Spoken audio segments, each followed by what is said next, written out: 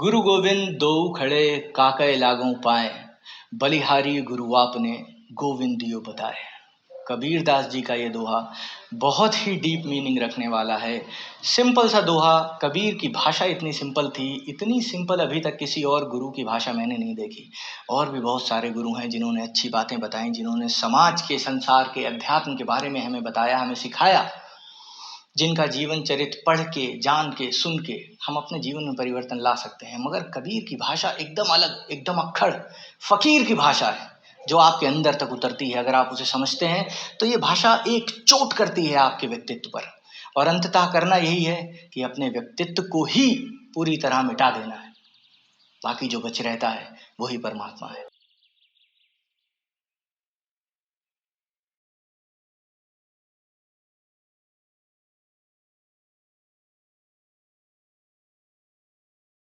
इस दोहे में कबीर दास ने जो बात कही है वो बहुत ही सिंपल तरीके से कही है।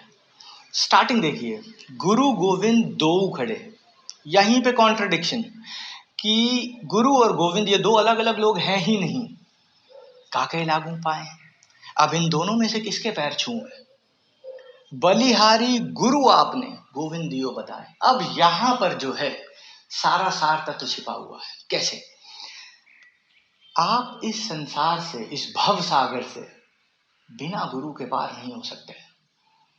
अब ये तो बहुत ही डिमोटिवेट करने वाली बात हो गई। कई ऐसे साधक होंगे जिन्होंने अभी तक कोई गुरु नहीं किया है, अध्यात्म की राह पर हैं, अध्यात्म के मार्ग पर हैं, लेकिन कोई गुरु नहीं मिला अभी तक। और सच्चा गुरु खोजना ही मुझे लगता है जीवन का सबसे बड़ा टास्क है। बहुत साधना में आगे जाने पर, इस मार्ग पर आगे बढ़ने पर ये समझ में आता है कि आप नहीं, गुरु आपको खोज रहा है। परमात्मा का जो सच्चा स्वरूप यहाँ पर है वही गुरु है। अब टीवी पर बहुत सारे गुरु आते हैं, प्रवचन देते हैं, लेकिन ये गुरु वो नहीं है। गुरु असल में वो है जो है ही नहीं, जो मिट चुका है, जिसका स्वयं, जिसका अस्तित्व मिट चुका है। जब आप नहीं रहते हैं तो जो बच रहता है वो परमात्मा है। ये मेरी परिभाषा है परमात्मा की, और यही परिभाषा गुरु की है। जब पूर्णतः जो मिट गया है, जिसमें मैं नहीं रह गया है, वही गुरु है। ऐसा गुरु आपके जीवन में अगर साक्षात रूप से है, भाग्यशाली हैं आप। इससे भी ज्यादा भाग्यशाली है आप तब जब आपने सर्वस्व को, पूरे संपूर्ण संसार को अपना गुरु स्वीकार कर लिया है। अगर इतनी हिम्मत नहीं रख पाए आप, तब गुरु की जरूरत होती है। अगर आप संपूर्ण संसार को, इस अस्तित्व को, पेड़ पौधों, जानवर, हवा, पानी, सबको अपना गुरु स्वीकार कर सकते हैं, तो आपको इस संसार में किसी गुरु की जरूरत नहीं, क्योंकि परमात्मा हर जगह है। आप में है, मुझ में है। हवा, पानी, ये सब क्या है? सब परमात्मा है। हमारा जीवन परमात्मा है।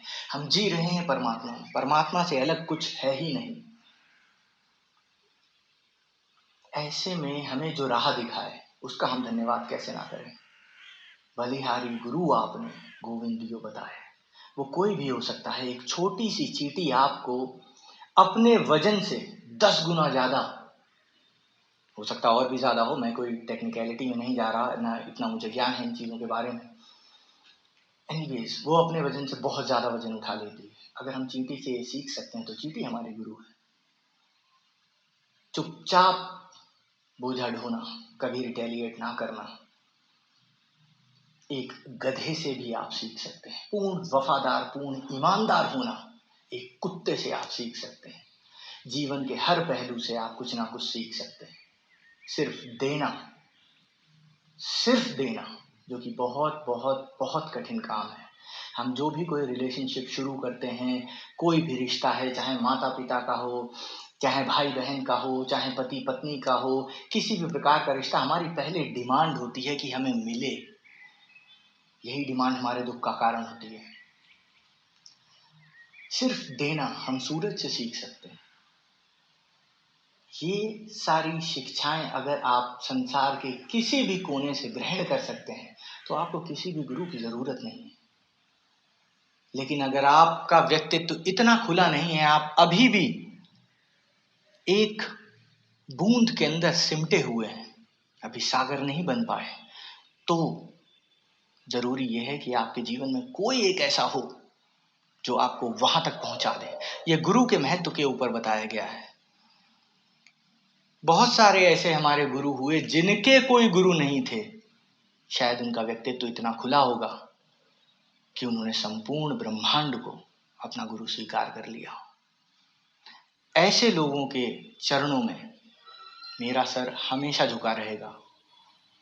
आपको कभी भी किसी प्रकार के ज्ञान की जरूरत होती है, किसी प्रकार की मदद की जरूरत होती है, आपका ये मित्र सदैव आपकी सेवा में उपस्थित रहेगा और हम साथ मिलकर सत्य को खोजेंगे और एक ना एक दिन हम सत्य को पा सकें, यही मेरी कामना है।